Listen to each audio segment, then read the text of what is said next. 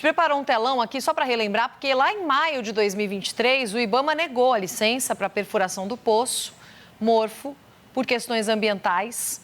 A Petrobras recorreu, aí apresentou novos estudos e medidas de segurança. O impasse opôs Lula e integrantes da área energética ao setor ambiental do governo. Em fevereiro de 2025, o presidente Lula chegou a afirmar que o IBAMA parecia ser contra o governo, pela demora na análise do pedido. A autorização para perfuração só saiu em outubro de 2025, depois da Petrobras ter passado por testes de segurança. A licença, porém, autoriza apenas a pesquisa e não produção comercial de petróleo. Ontem, segunda-feira, a Petrobras, portanto, confirmou presença de petróleo no Poço Morfo. Depois de visitar a região, Lula tratou a descoberta como uma confirmação da defesa da pesquisa na área, mesmo diante de críticas. Portanto, a informação, de ontem veio 3 dias depois da estatal ter comunicado que tinha identificado hidrocarbonetos no poço. Essa descoberta de petróleo na costa do Amapá reacende várias discussões, sobre impactos ambientais, na exploração da margem equatorial, por exemplo, porque ambientalistas alertam para o risco de um eventual vazamento de óleo e para um possível afastamento dos compromissos climáticos brasileiros. Eles defendem ainda que a atividade seja discutida na ótica da transição energética, visto a proximidade da região com o Rio Amazonas. A coordenadora da Frente de Oceanos do Greenpeace Brasil classificou essa descoberta como, abre aspas, um risco sendo vendido como conquista, fecha aspas. Ela lembrou que a Petrobras foi responsável por um vazamento que gerou uma multa de R$2,5 milhões em janeiro deste ano. Está lá no nosso site, no nosso digital também, essas críticas feitas por ambientalistas à exploração possível de petróleo no Amapá. Vamos falar um pouco mais sobre os impactos econômicos dessa descoberta de petróleo. Tem entrevista importante a partir de agora aqui no Radar. Nós conversamos a partir de agora com o Roberto Adendi, ele que é presidente do Instituto Brasileiro de Petróleo, Gás e Biocombustíveis. Roberto, bem-vindo, muito obrigada por topar esse papo aqui comigo hoje. Queremos ouvi-lo. Do que a gente está tratando? Qual que é o tamanho dessa nova descoberta? É de fato a mais importante desde o pré-sal? Sem dúvida. Eu queria inicialmente fazer um comentário nessa matéria que você acabou de dar. O que houve durante a perfuração lá desse poço Morfo não foi um vazamento de petróleo, foi um vazamento de fluido biodegradável durante a operação, imediatamente contido, e foi feito o conserto do tubo onde estava dentro desse vazamento, mas é um produto biodegradável, não é um produto que a gente usa para manter a estabilidade da perfuração. É um produto produzido com toda a cautela, não é um produto derivado de petróleo, portanto ele não tem esse efeito negativo ambiental que pode ter sido entendido aí quando a gente fala em vazamento, né? Eu queria mencionar a importância dessa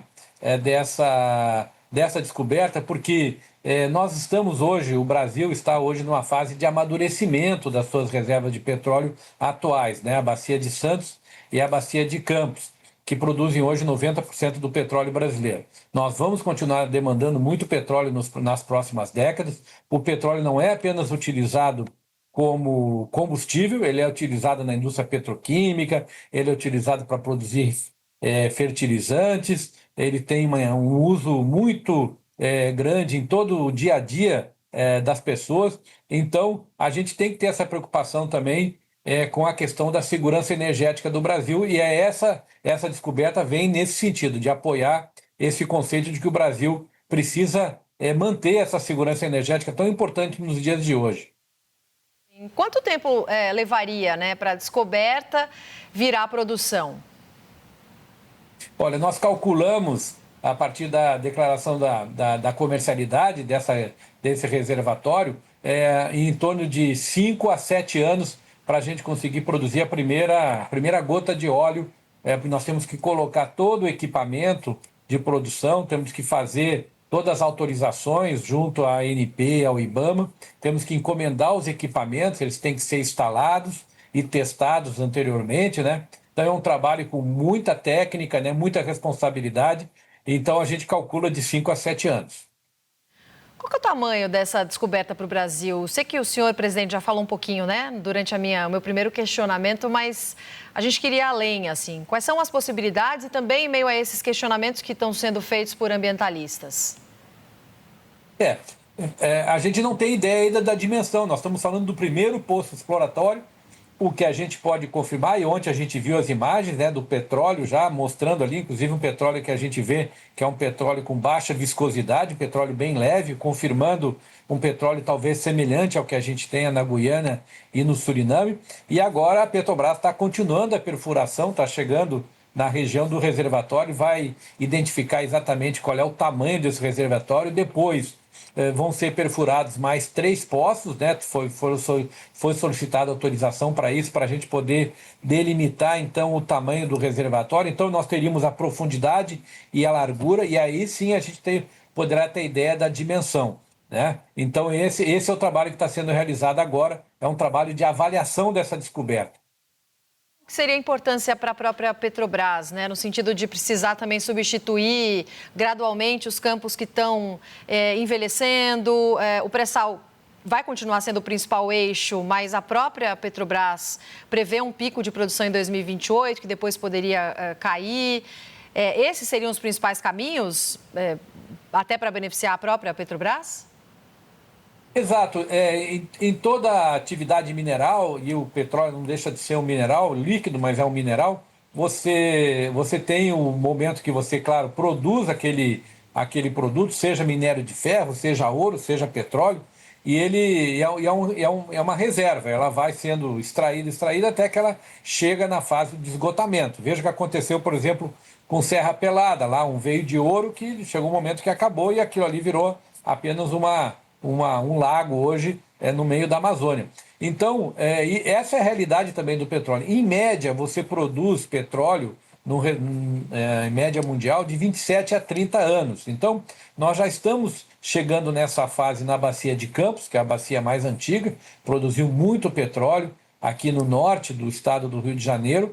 A Bacia de Santos, que é o pré-sal, já está chegando nesse período, mais ou menos ali por 2030, 2032, ou seja, a gente chama de amadurecimento, quando a produção começa a cair lentamente, mas inexoravelmente. Então, o que nós estamos vendo hoje, nessa tentativa de identificar reservas relevantes na margem equatorial brasileira, é exatamente o objetivo da gente poder fazer a substituição, né, dessas reservas antigas, né, por reservas novas, de modo que a gente possa manter a produção de petróleo estável e garantir a segurança energética, mas isso com muita responsabilidade ambiental, que é o que tem sido a marca da nossa indústria. Todos os dias, aqui na frente do Rio de Janeiro de São Paulo, nós produzimos 3 milhões de barris de petróleo com grande eficiência ambiental e operacional, trazendo esse produto tão importante para o dia a dia dos brasileiros, e isso vai continuar na margem equatorial e em outras expectativas de exploração que a gente tenha em todo o território brasileiro. É importante insistir um pouquinho, né, presidente, nessa situação, porque a questão ambiental é o maior principal ponto, né, de controvérsia aí desse projeto. O que acontece se houver, de fato, um vazamento? E aí, nesse mesmo caminho, o que precisa acontecer antes do Amapá produzir petróleo, de fato? Bom, são dois aspectos. Primeiro que todas as cautelas estão sendo tomadas pelo operador, que é a Petrobras.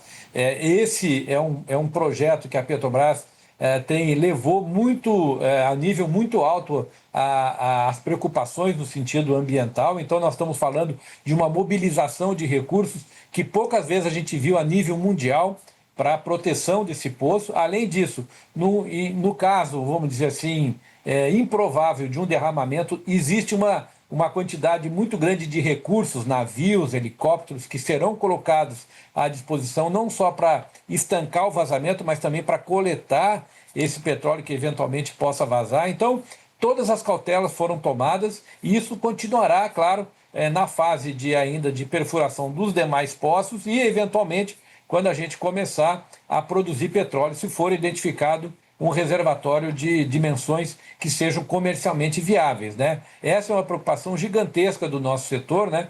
Da gente fazer todas essas operações com grande proteção ambiental, com grande responsabilidade ambiental, como tem sido nos últimos anos, né? Todos os dias, eu mencionei, na frente de São Paulo do Rio, a gente produz 3 milhões de barris sem que ocorra nenhum tipo de acidente, e isso vai continuar acontecendo na margem equatorial brasileira. Tá certo. Presidente, muito obrigada pela conversa com a gente aqui no Radar, pelo papo no SBT News. Bom trabalho para vocês. Até uma próxima oportunidade. Muito obrigado. Boa tarde a todos. Boa tarde.